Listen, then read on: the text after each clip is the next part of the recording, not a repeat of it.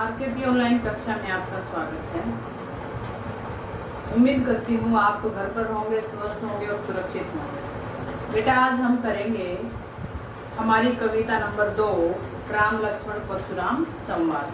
क्या करेंगे हम आज कविता नंबर 2, राम लक्ष्मण परशुराम संवाद। यह कविता तुलसीदास द्वारा लिखी गई। यह तुलसीदास द्वारा लिखे गए रामचरितमानस में से ली गई है। यह उस वक्त का व्याख्यान है बेटा, जिस वक्त सीता स्वयंवर हुआ था और सीता स्वयंवर में श्री राम जी ने शिव जी के धनुष को तोड़ा था और शिव जी के धनुष की टूटने की आवाज को सुन करके, उस टंकार को सुन करके परशुराम जी जनक सभा में, जनक राज्य की सभा में दौड़े दौड़े आए। परशुराम जी क्यों आए बेटा? परशुराम जी शिव जी के भक्त थे, यानी कि शिव जी को अपना गुरु मानते थे, ठीक है। और शिव जी का धनुष टूट जाने पर उन्हें अत्यधिक क्रोध आ गया था और उस क्रोध के कारण जो संवाद राम लक्ष्मण और परशुराम के बीच में हुआ, वही इस कविता के माध्यम से आपके सिलेबस में आई है। तो बेटा, इस कविता में आपको देखने को मिलेगा कि परशुराम तुलसीदास जी ने जिस व्याख्यान को लिखा है, उस व्याख्यान में रौद्र रस है, शांत रस है। रौद्र रस कहाँ है? जहाँ परशुराम जी के शब्द आते हैं। और शांत रस कहाँ है? जहाँ श्री रामचंद्र जी, श्री राम शांत करने के लिए अपने वचनों से परशुराम को शांत करते हैं। तो जहाँ जहाँ श्री राम जी अपने शब्दों का प्रयोग करते हैं, वहां पर शांत रस है और बाकी जगह रौद्र रस है। और इस कविता में बेटा तुलसीदास जी की भाषा अवधी है और तत्सम शब्दावली है। तत्सम शब्दावली मतलब संस्कृत भाषा के शब्दों का प्रयोग किया गया है। और इसमें यह जो कविता है, यह दोहा और चौपाई छंद के माध्यम से लिखी गई है। दोहा और चौपाई छंद के माध्यम से लिखी गई है। दोहा और चौपाई दोनों मात्रिक छंद होते हैं बेटा, मात्राओं की गिनती जिसमें की जाए, ऐसे छंद होते हैं, ठीक है। अब मात्रिक छंद की क्या विशेषताएं होती हैं कि एक पंक्ति में आने वाली मात्राओं को हम गिनते हैं, यानी कि दोहे होते हैं। दोहे में 4 पंक्तियां होती हैं, यानी कि एक पंक्ति में 2 पार्ट होते हैं। एक पंक्ति में 2 पार्ट होते हैं, यानी कि 1 2 3 4 ऐसे 2 पंक्तियां 2 होती हैं, लेकिन उसकी जो पंक्तियां गिनी जाती हैं वो एक पंक्ति 2 में काउंट होती है, क्योंकि जहां भी कोमा लगता है वहां से आगे दूसरी पंक्ति स्टार्ट हो जाती है और फिर पूर्ण विराम लगता है, ठीक है। तो पूरा का पूरा जो व्याख्यान है, यानी कि रामचरितमानस दोहा और चौपाई छंद के माध्यम से लिखी गई है। अब इन मात्रिक छंदों की विशेषता क्या है दोहा और चौपाई की? बेटा, दोहा में एक पंक्ति में पहली और तीसरी, यानी कि पहली पंक्ति और तीसरी पंक्ति में 11-11 मात्राएं होती हैं। देखिए, दोहा में क्या होता है, पहली और तीसरी पंक्ति में 13-13 मात्राएं, क्या होती है? 13-13 मात्राएं होती हैं। और दूसरी और चौथी पंक्ति में 11-11 मात्राएं होती हैं। ये दोहा छंद की विशेषता होती है। और चौपाई छंद में क्या होता है बेटा? प्रत्येक लाइन में, प्रत्येक पंक्ति में 16-16 मात्राएं होती हैं और 16-16 मात्राओं के 8 पंक्तियां होंगी, ठीक है। तो ध्यान देना है आपको कि यह रामचरितमानस का जो हमारे पास जो संवाद है, राम लक्ष्मण परशुराम संवाद, ये दोहा और चौपाई में लिखा गया है। रौद्र रस है, शांत रस है, ध्यान देना है आपको, ठीक है। तो हम शुरू करते हैं आपकी कविता नंबर 2। कविता नंबर 2 कहाँ से शुरू होती है? मैंने अभी आपको बताया कि जब श्री राम ने शिव जी का धनुष तोड़ा और शिव जी के धनुष की आवाज, जो टंकार सुन करके परशुराम जी जनक सभा में आए थे और बड़े गुस्से में आए थे। और उन्होंने आते ही क्या कहा था कि ये शिव जी का धनुष किसने तोड़ा है। अब उससे आगे का प्रसंग चलता है। अब श्री राम क्या कहते हैं? नाथ शंभु धनु भंज निहारा, होय ही केउ एक दास तुम्हारा। कि हे नाथ, हे स्वामी, शिव जी के धनुष को तोड़ने वाला आपका कोई दास होगा। आयसु काह कहिए किन मोही, आयसु काह, आयसु यानी कि आज्ञा दीजिए, काह क्या है कि आज्ञा दीजिए, किन मोही यानी कि मुझे आज्ञा दीजिए। सुनी रिसाय बोले मुनि को ही, सुनी रिसाय, रिसाय मतलब ईर्ष्या पूर्वक, क्रोध पूर्वक। सुनी यह सुन करके मुनि क्रोध पूर्वक बोले, क्या बोले, सेवकु सो जो करे सेवकाई, कि सेवक तो वही होता है जो सेवकाई करे, सेवक का काम करे।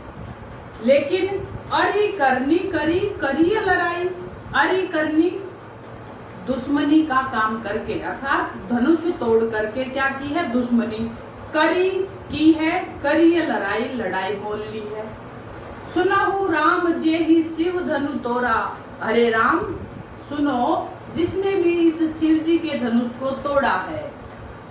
सहस बाहु सम रिपु मोरा, सहस बाहु मतलब सहस बाहु परशुराम का एक शत्रु था। सहस बाहु यानी कि सहस बाहु के समान वह मेरा दुश्मन है। सो बिलगाऊ बिहाई समाजा, यानी कि जिसने भी शिव जी के धनुष को तोड़ा है वो सो बिलगाऊ, वह अलग हो करके बिहाय समाजा, इस समाज को छोड़ दे, अर्थात जो राजाओं का समाज जो बैठा था, जहाँ स्वयंवर में राजा आए हुए थे, बैठे हुए थे, कि वो इस समाज को छोड़ करके बाहर आ जाए जिसने भी शिव जी का धनुष तोड़ा है। न तय मारे जहिए सब राजा, नहीं तो सारे राजा मारे जाएंगे। सुनी मुनि वचन लखन मुस्काने, सुनी मुनि वचन, मुनि के वचन सुन करके लखन मुस्काने, लक्ष्मण जी मुस्कुरा करके बोले, क्या बोले, परशु धरही अवमाने, अरे परशु धरही, परशु यानी कि परशुराम उनके पास क्या था, परसा, उनका कुल्हाड़ा, जिसके कारण उनका नाम परशुराम पड़ा। परशु के कारण परशुराम, परशु परसे को धारण करने वाला अर्थात परशुराम, यानी कि परशु को धारण करने वाला बड़ा अवमाने घमंडी। बहु धनु तोरी लरिकाई, यानी कि बहु बहुत से धनु धनुष तोरी तोड़े हैं, लरिकाई बचपन में, यानी कि हमने बचपन में बहुत सी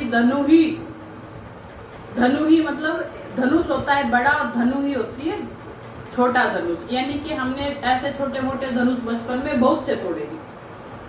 कबहू ने असी रीस किन्हीं गुस्साई, यानी कि कभी भी इतना गुस्सा इतना क्रोध हम पर किसी ने नहीं किया। एही धनु पर ममता के ही हेतु, एही धनु, इस धनुष पर ही इतनी ममता किस कारण है।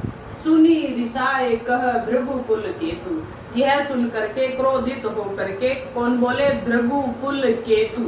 भृगुकुल, भृगु के वंश में पताका के समान है जो, अर्थात शिव जी, परशुराम, भृगुकुल में जो पताका के समान है अर्थात परशुराम जी, यह सुन करके क्रोधित होकर के बोले, क्या बोले, रे नृप बालक काल बस बोलत तो ही न संभार, धनु ही सम त्रिपुरारी धनु विदित सकल संसार।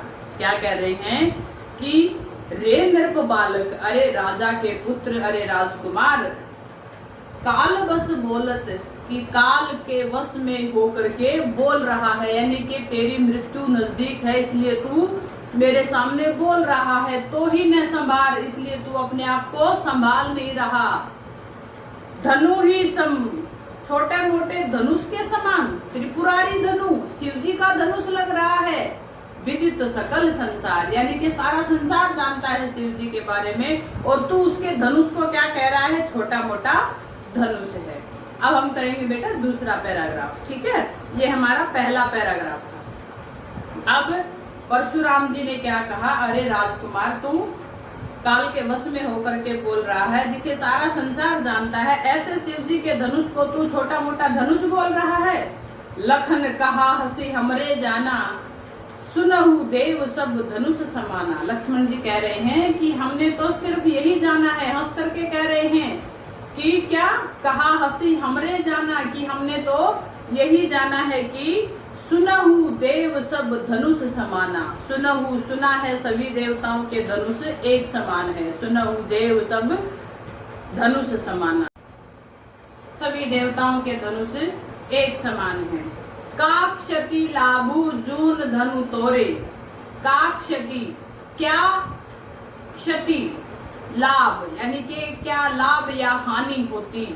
जून धनु तोरे, जून यानी कि जीर्ण शीर्ण पुराने धनुष को तोड़ करके हमें क्या लाभ होता और क्या हानि होती, अर्थात इसमें हमारा क्या फायदा अगर हमने इस पुराने धनुष को तोड़ दिया है तो। देखा राम नयन के भोरे, कि राम ने तो सिर्फ इसको इशारे मात्र से देखा था। नयन के भोरे होता है बेटा इस प्रकार से, ऐसे देखना, कैसे, ऐसे था और ऐसे देखना, यानी कि नैनों के इशारे मात्र से ही टूट गया, अर्थात श्री राम जी ने सिर्फ इसको इशारे मात्र से देखा, नैनों के इशारे मात्र से देखा। छुअत टूट रघुपति ने दोषु, छूने मात्र से ही यह टूट गया। रघुपति ने दोषु, इसमें रघुपति का कोई दोष नहीं, अर्थात श्री राम का कोई दोष नहीं है। मुनि बिनु काज करिय कत रोसु, मुनि यानी कि हे मुनि, हे रिसीवर, आप बिना किसी काम के ही, बिना किसी बात के ही, करिय कत रोसु, करिय कर रहे हो, रोसु गुस्सा, यानी कि तुम बिना किसी काम के ही गुस्सा कर रहे हो। बोले चितई परसु की ओरा, बोले चितई, यह बात उसने कैसे, अब परशुराम जी बोलते हैं क्या, बोले चितई परसु की ओरा। परशुराम जी अपने फरसे की तरफ देख करके बोलते हैं, क्या कहते हैं, रे सठ सुने ही सुभाव ने मोरा, रे सठ अरे धूर्त बालके, सुने ही सुभाव, कि मेरे स्वभाव को नहीं सुना है, तू मेरे स्वभाव के बारे में नहीं जानता है। बालक बोली बधौ नहीं तो ही, बालक समझ करके तुम्हारा वध नहीं कर रहा हूँ, तुम्हें छोड़ रहा हूँ। बालक बोली बधौ नहीं तो ही, कि बच्चा बोल रहा है इसलिए तेरा वध नहीं कर रहा हूँ। केवल मुनि जड़ जान ही मोही, तू केवल मुझे क्या जानता है, सिर्फ एक मुनि जानता है, ऋषि मात्र मुझे समझ रहा है, तू मेरे स्वभाव के बारे में अच्छे से नहीं जानता है और बच्चा समझ करके मैं तुझे नहीं मार रहा हूँ, वध नहीं कर रहा हूँ।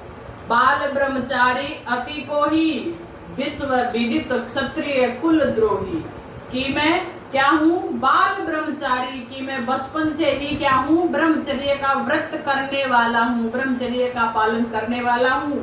अति को ही, अत्यधिक मैं क्रोधी हूँ, यानी कि मेरे क्रोध की कोई सीमा नहीं है। विश्व विदित, सारा संसार जानता है, विश्व विदित, विश्व विदित लिख रखा है बेटा, आप क्या होगा कि सारा संसार जानता है। क्षत्रिय कुल द्रोही, कि मैं क्षत्रियों के कुल का द्रोह करने वाला हूँ, दमन करने वाला हूँ, नाशक हूँ, अर्थात मैं क्षत्रियों के कुल का नाशक हूँ, सर्वनाश करने वाला हूँ। भुजबल भूमि बिनु किन्ही, यानी कि मैंने भुजबल अपनी भुजाओं के बल पर क्या किया, इस धरती को भूमि भूप बिनु कीनी, राजाओं के बिना कर दी, कि मैंने अपनी भुजाओं के बल पर इस संपूर्ण धरती को राजाओं के बिना कर दिया था।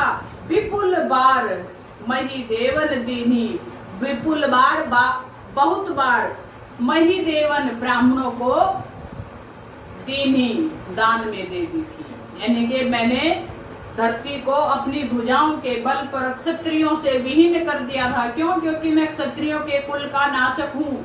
और क्या किया, और कई बार मैंने इस धरती को ब्राह्मणों में दान में दे दिया था। सहस बाहु भुज छेद निहारा, सहस बाहु की भुजाओं को काटने वाला, जिसने परशुराम की माता को उठा लिया था, ऐसे सहस बाहु, और उनके पिता का वध कर दिया था। जिनके पास कामधेनु गाय थी वो सब चुरा ले गए थे, यानी कि उसकी भुजाओं को भी मैं काटने वाला हूँ।